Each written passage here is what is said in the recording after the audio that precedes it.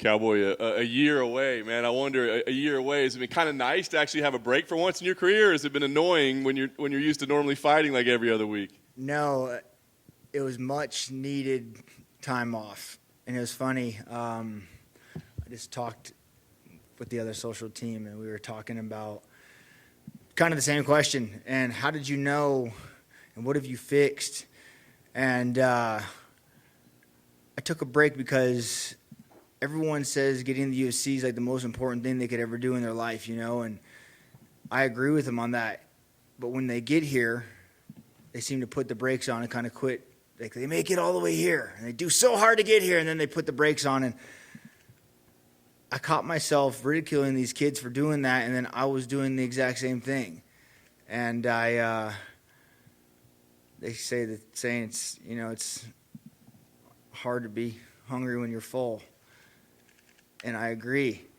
So took some time off after my last loss for sure. And I didn't know when I was going to fight, if I was going to fight again. And then one day I just woke up and called Sean, like, let's get a fight. And he's like, really? I'm like, yeah, let's get a fight. And moved camp to Vegas, parking lot pimping out in front of the UFC PI. And, man, it was cool. I don't know why every fighter doesn't move to Vegas. Not blowing smoke up the UFC's ass right now, but that facility and everything they have in place for fighters to succeed is unfucking believable. Cooking your meals, meal prep, diet, all the training, all the sports, all the recovery, everything they have there is.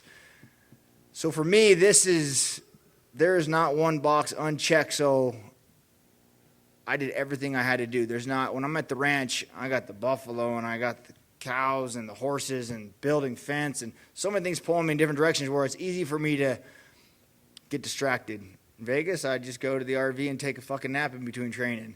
And it was cool. Like I said, I woke up and I was like, let's do this and let's do everything that I need to do to be successful. So there's no questions in my mind, should I, would I, could have.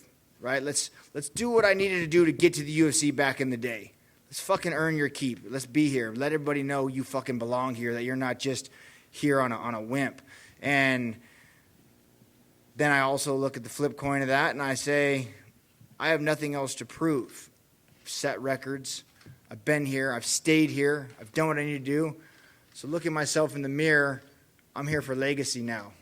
This is just for me, which is fucking even cooler. I don't have to worry about impressing anybody more. That's done. Nor do I care. I'm at the age now where it's like, you like me, you don't give a fuck, you know? But this is for me in the mirror. Like, this is legacy. I want to look at myself in the mirror and be like, you did everything you could, and that's why we're still here, right? Where my last 2 years, I did nothing I had to do. I just would go to train, and I'm not making fucking excuses. I just didn't do what I needed to do. And that is preparation is a direct effect of what my career spiraled into. So it's time to rectify that and fight for legacy, baby. That's awesome. Were you conscious of it at the time, like over the last couple of years, as you were kind of, I guess, half-assing it a little bit? Fuck it. You know as a person when you get on a treadmill, you're like, I'm going to run for 30 minutes. And about mile 9, you're like, I'm pretty tired. This 9's probably good. You know, and at the ranch, I have that freedom. I don't have somebody standing over me. You know what I mean? I am the general and a soldier, if that makes any sense. So as the general, I tell the soldier, little bitch in my mind, like, 9 was good. Go ahead and step down, right? So it's good to step out of that and just become a soldier again and let everybody else orchestrate my training and do what I need to do.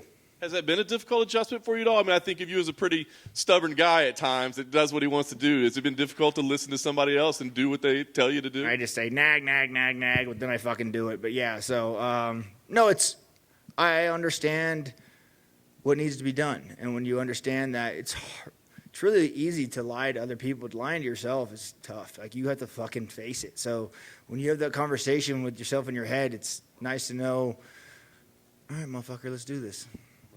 You've always been about fighting anybody, right? But getting paired up with Joe Lauzon, another guy that's a bonus machine, a veteran like you, been through the wars. Did that add any excitement to it?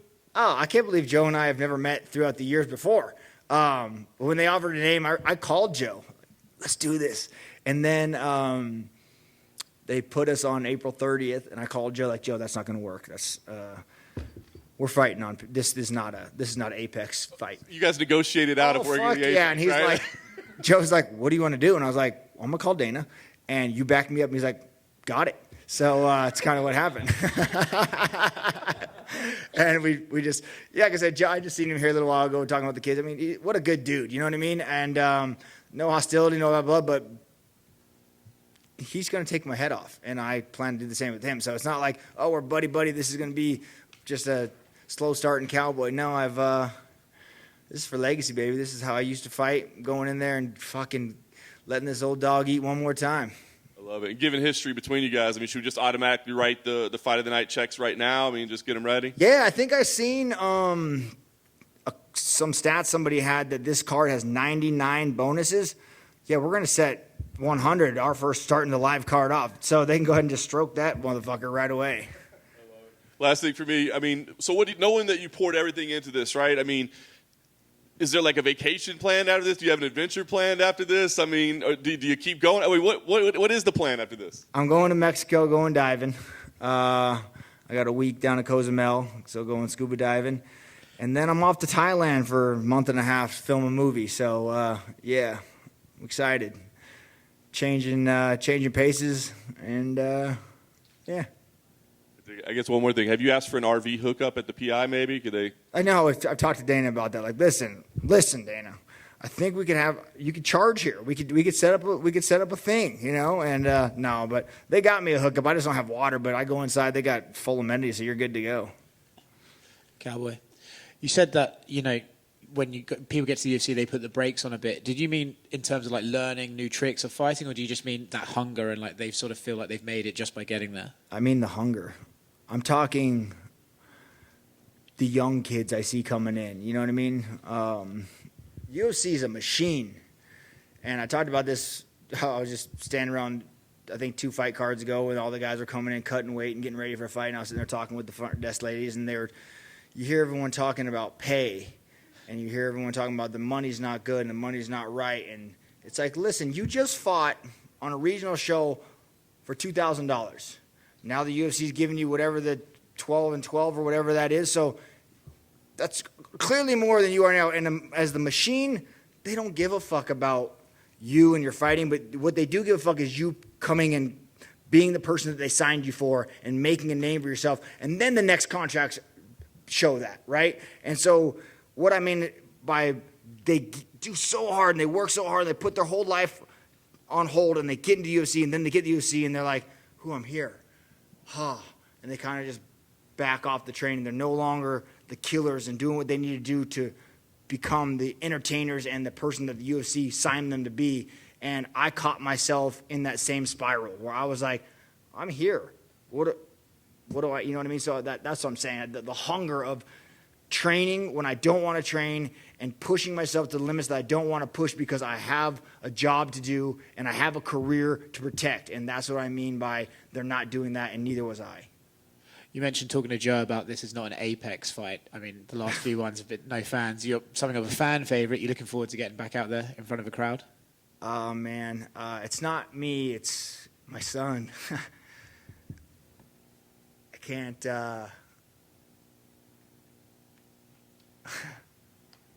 I can't wait.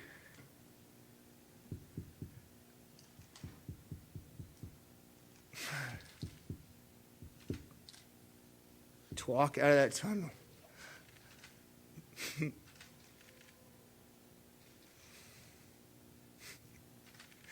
And see the look on his face, you know. Fuck. So that's, yeah, I can't wait so he knows finally what I do, you know? It's crazy how emotional I get, but that's anytime I was working out and I didn't want to do it, that's what I thought of. So can't fucking wait. Cannot wait to see him smile like, wow, this is my dad. So to me, that's why I wanted a fan, a sold-out crowd to walk out that tunnel, blow the roof off this place, and look over and see my son like, wow, Dad, that's you. So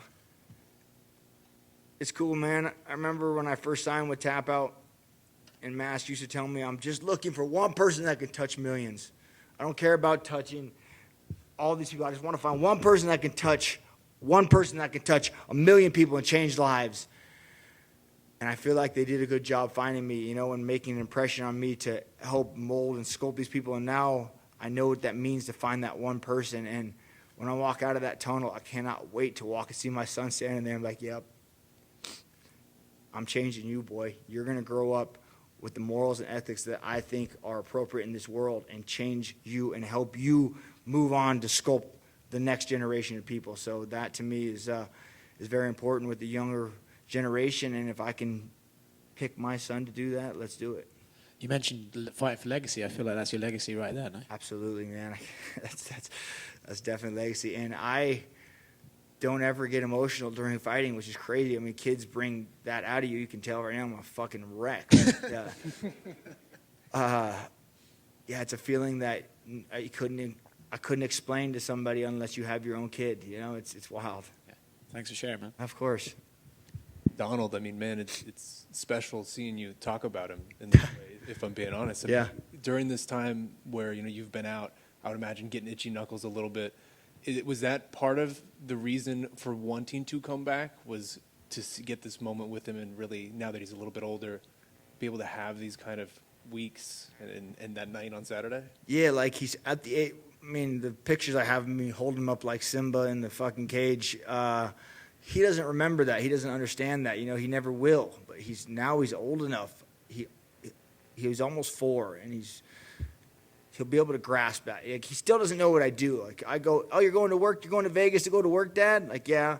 He doesn't know what that means, and he loves Ninja Turtles, and he loves fighting. So I can't wait when I walk up to him and ask him, what Ninja Turtle is Daddy going to be tonight, buddy? Because I'm going to go out there and kick some fucking ass, so watch out. What's his favorite Ninja Turtle, I have to ask? It's Leonardo. My man, that's the best one. Yeah, Leonardo. And then I'm usually Shredder, and he usually beats me up, but that's how that goes. Do you still enjoy all this as much as you once did? I mean, the process, being there, just everything. The guy sitting right next to you, Nicholas, I met him training in Vegas, and yes, this is the process. I explained to him, this is the part I love. Meeting people, the training, and all the journey of this. So yes, I love this more than ever, and this has been a special one, going to Vegas and mixing it up and trying new things. I'm enjoying it again.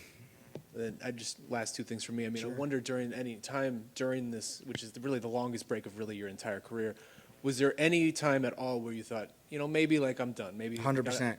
Oh, there was actually moments? Yeah, 100%. Was it, what pushed you through that? Was it your son? No, I don't know. I just, like I said, there was a couple times where I was like, I'm just going to take a break until I want to come back. I feel it in me, or I won't, I don't care. I kind of just, and then one day I woke up and I called my coaches and said, fly down here, we're taking a fight. And they're like, what, when? And I was like, I don't know, but we're doing it. And I just felt it in me, wanted to do it. And so here I am. I shouldn't say the hunger back, it's such a stupid fucking cliche word, but I for sure felt going again. Well, then last thing for me, I'm just curious, when you hit up Dana and then Joe hits up Dana and you guys are doing a pincher attack on Dana right now, are those easy discussions? Is he very easy? I 100% think I might have even put both of us on the same text. Me, Joe, I think we double dipped the text. For one, I don't even know how much I can talk about this, but there wasn't even a response from Dana. All of a sudden, we just got new contracts in the email. So it wasn't like a thumbs up or a fucking okay or nothing. It was like I put a text together like a little savvy fucking two veterans, we fucking pay-per-view, fucking we're badasses, need to be, everyone should see, fucking we shouldn't, blah, blah, blah. And then I sent it, and then we just sat there, and I was like, fuck. Right? Fuck. And then the little 3 dots came, like, oh, fuck. And they just sat there forever, no response. And then we got an email with the new contract, and I was like, it worked, Joe. Is that the same night, next day? It was literally hours. Like, it happened right away. It just happened. I think maybe he sat back and was like, maybe they're right. Maybe they're onto something. Well done. Way to sell it. Way to sell it. Well, so when I should agreed with myself to take another fight. Part of my agreement was I want to fight in front of a crowd. I love the crowd. Like, don't get me wrong, the UFC Apex fighting but it's not the same energy. Like Phoenix, when fucking 20,000 people are chanting your name and screaming, there's not a feeling in the world. So when I said I'm ready to take a fight, they had the arena for the 30th wasn't announced yet. I don't think because of all COVID they didn't have it. So when I got the email for where it was, I was like, oh no, this isn't gonna work for me. And so in the message, it was just like, man, I think I earned this. I think I've sat up here long enough that I can fight in front. And it was no argument. They did it. It was great. It's good to have you back. Yeah, thank you. To your left. You mentioned all the records you set and everything like that. You've seen slowly over these past couple of years, Arlovsky and Jim Miller are both tied with you for wins now. Oliveira has surpassed you or tied you for bonuses. All these things. Tied. Yeah, tied. I'm tied all the way across. Don't start saying surpass. But does that stuff motivate you? Like, Fuck is that yeah. something? Yeah. Yeah. You want those back for yourself? Yeah, and come first fight of the night, we're going to put a tick more on each one of those to start the fucking pay-per-view off. So Oliveira, he's going to look like, fuck, goddamn, he got another bonus. I better get to work. What do you think of these other lightweight fights on this card? Oh, it's a stacked card. I think I don't really watch that many UFC fights, but if I was going to pay for one and tune in, this would be a card I'd tune into, not just because I'm on it, but you just look at the lineup, it's like, oh my God, even the undercard's crazy. So it's a stacked. I have a feeling they're going to give a lot more bonuses than just what they say. Let's hope so. Start the petition now. Let's get the momentum. Yeah. It's not like it used to be when we used to get $100,000 bonuses.